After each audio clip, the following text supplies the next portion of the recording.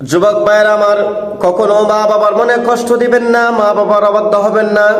কারণ মা বাবার দোয়া আল্লাহ তাআলার কাছে ডাইরেক্ট কবুল হয়। দুনিয়াতে আরো যারা আছে, দুনিয়াতে যত সম্মানিত ব্যক্তি আছে, আলেম উলামার কাছে যদি আপনি দোয়া চান, ওনাদের দোয়া কবুল হতে পারে, না হতে পারে।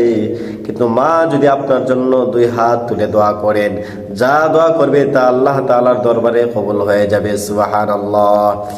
এই জন্যেই মা বাবার মনে কষ্ট দেওয়া যাবে না। মার কথা বাবার কথা যদি আপনার বুঝে না পড়ে, আপনার যুক্তিতে যদি না বনে, তারপরে মানতে হবে। মা বাবার অবাধ্য কখনো হবেন না।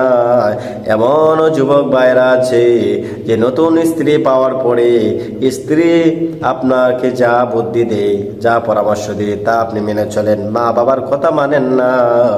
আপনার স্ত্রীর কথা শুনে এমনও সন্তানরা আছে, স্ত্রীর কথা শুনে মা বাবার গায়ে হাত তুলে, হারি ভাই আপনার জীবন সর্বনাশ হয়ে যাবে।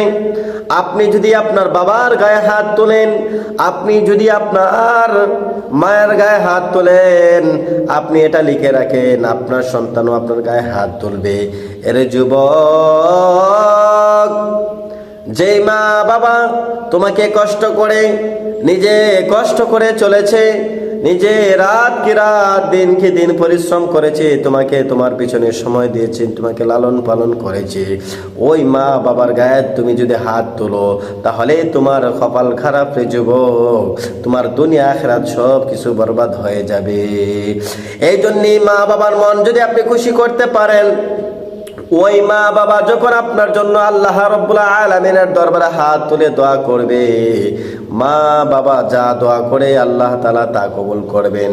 আপনি যদি জীবনে সফল হতে চান, তাহলে মা বাবার খেদমত করবেন, মা বাবার সাথে ফোনে কথা বলবেন, মা বাবার সাথে যোগাযোগ রাখবেন। যদি আপনি দূরেও চাকরি করেন, তারপরে আপনি মা বাবার সাথে ফোনে কথা বলবেন, সরাসরি সাক্ষাৎ করবেন। মা বাবার জন্য হাদিয়া তোহফা নিয়ে যাবেন।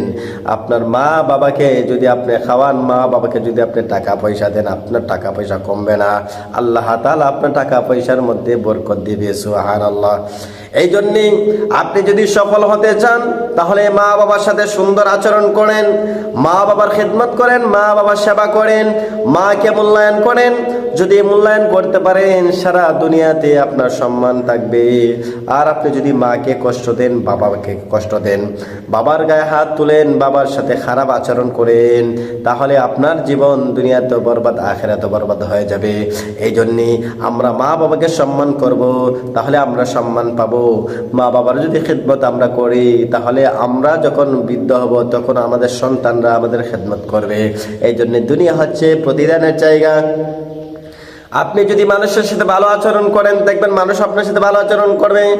আপনি যদি আপনার মার সাথে বাবার সাথে সুন্দর আচরণ করেন, তাহলে যখন আপনি বাবা হবেন, তখন দেখবেন আপনার সন্তানও আপনার সাথে সুন্দর আচরণ করবে। এটাই দুনিয়া। এই জন্য ভাইয়ের আমার, যুবক ভাইদেরকে বলছি, কখনো মা বাবার সাথে খারাপ আচরণ করবে না, মা বাবার সাথে গেট আচরণ করবে না, মা বাবার সাথে ধমক দিয়ে কথা বলবেন না, মা বাবার সাথে নরম কণ্ঠে সুন্দরভাবে বিনয়ের সাথে মা বাবার কথা শুনবে। বাবা যখন কোনো কথা বলে, তখন বিনয়ের সাথে, ভদ্রতার সাথে, নম্রতার সাথে মা বাবার কথা শুনবে। মা বাবার সাথে কখনো বেয়াদবি করবে না। যদি মা বাবার সাথে বেয়াদবি করো, তাহলে তোমার দুনিয়া আখিরাত সব বরবাদ হয়ে যাবে।